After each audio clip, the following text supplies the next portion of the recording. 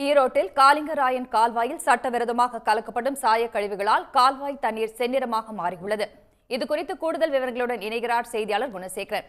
குணசேகரன், தற்போது இந்த செந்நிறத்தில் மாறியிருக்கிற தண்ணீரை மாற்றுவதற்காக என்னென்ன நடவடிக்கைகள் எடுக்கப்பட்டிருக்கின்றன?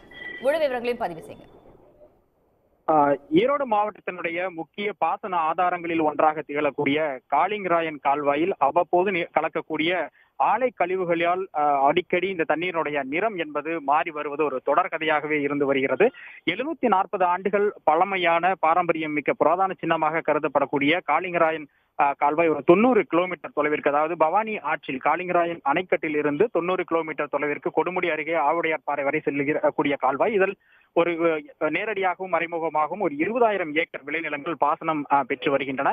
இங்கு வரக்கூடிய தண்ணீரில் ஈரோடு அருகே இருக்கக்கூடிய தோல் ஆலை மற்றும் சாய ஆலை கழிவுகள் அவ்வப்போது கலப்பதும் அதற்கு ஏற்ப இந்த தண்ணீரினுடைய நிறம் மாறுவதும் தொடர்ந்து வருகிறது. இந்த நிலையில்தான் இன்று இந்த தண்ணீரினுடைய நிறம் செந் நிறத்திற்கு மாறி இருக்கின்றது. இன்று பிற்பகலில் இந்த கால்வாயில் கலக்கப்பட்டிருக்கக்கூடிய நேரடியாகவே ஆலைகளிலிருந்து கலக்கப்பட்டிருக்கக்கூடிய இந்த கழிவுகளின் காரணமாக தண்ணீரின் நிறம் மாறி இருப்பது விவசாயிகளை கவலையடை வைத்திருக்கின்றது. இந்த கால்வாய் கரையில் இருக்கக்கூடியவர்கள் குளிப்பதற்கும் அதே போன்று துணிகளை துவைப்பதற்கும் கூட இந்த தண்ணீரை பயன்படுத்துவார்கள். அவர்கள் கூட இன்று இந்த தண்ணீரை பயன்படுத்துவதற்கு ஒரு தயக்கம் காட்டினார்கள். இதுபோன்று தொடர்ச்சியாக கழிவுகள் கலக்கப்படுவதன் காரணமாக அதாவது மகசூல் பாதிக்கப்படுகிறது, நெற்பயிர்கள் கருகி விடுகின்றன என்பதும் கூட விவசாயினுடைய ஒரு குற்றச்சாட்டாக இருக்கின்றது. அடிக்கடி இதுபோன்று வரக்கூடிய இந்த தண்ணீர் குறித்து பலமுறை புகார் அளித்தும் இதுவரை நடவடிக்கை இல்லை என்பதும் விவசாயிகளுடைய ஒரு வேதனையாக இருக்கின்றது. எனவே இதுபோன்று சட்டவிரோதமாக காலிங்கராயன் கால்வாயில் கழிவுகளை கலக்கக்கூடிய ஆலைகள் மீது ஒரு கடுமையான நடவடிக்கை எடுக்க வேண்டும் என்பதுதான் விவசாயிகளுடைய ஒரு எதிர்பார்ப்பாகவும் ஒரு நீண்ட நாள் கோரிக்கையாகவும்